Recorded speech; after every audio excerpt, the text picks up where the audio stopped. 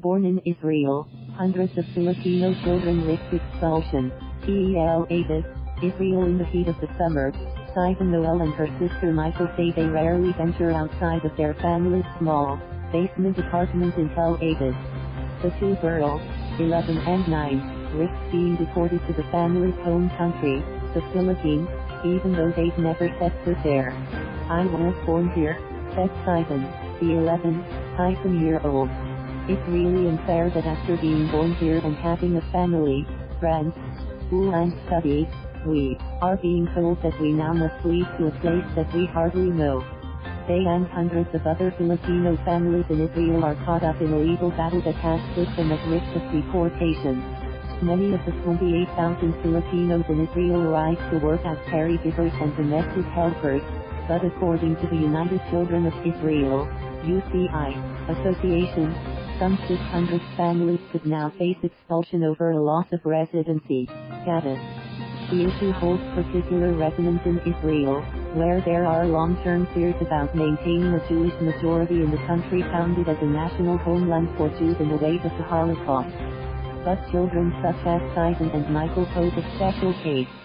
They were born in Israel, attend school in the country, speak and write on social media in Hebrew and dress in the same tank tops, shorts and sandals as other children in Tel Aviv.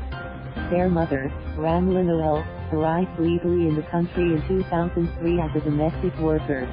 She later met her husband, who is also Filipino, and became pregnant with Sivan, the oldest of the two girls.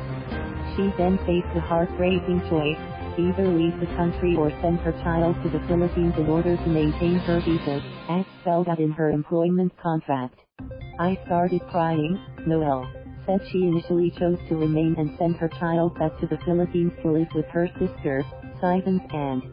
"When I gave birth to Sivan and they put her on my tummy, that's when I started crying," the 39-year-old said, the memory again bringing tears to her eyes. She couldn't bring herself to send the baby away, so the family began to live clandestinely. The two girls have no legal status and their parents cannot renew their work visas without risking expulsion. Noel and her husband scrape out a living cleaning homes. "Every time we go out on the street, the fear that I have every time I go on the street is terrifying," she said.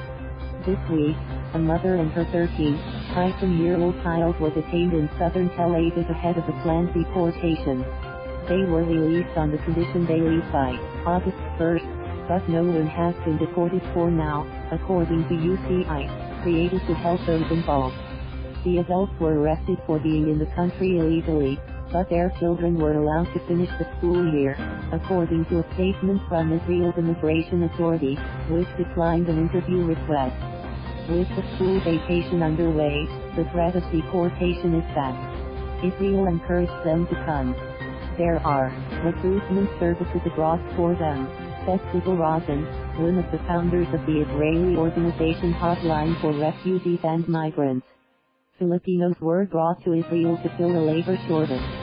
One member of UCI who spoke on condition of anonymity said she cared for the elderly for 9 years. "What do you expect me to do in 9 years? Not to have sex, not to have lust," she said. "Not make me forget." In 2006 and in 2010, while facing criticism to act, Israeli authorities granted permanent visas to nearly 5,000 people, said Rozen. Filipinos recently held a protest in Tel Aviv, supported by Israelis. "We can't send children away," said 83-year-old Aurora Lustiger, who said her husband survived the Holocaust. Nearby, separated from the crowd by a security cordon, around a dozen counter-protesters called for the deportations to move ahead.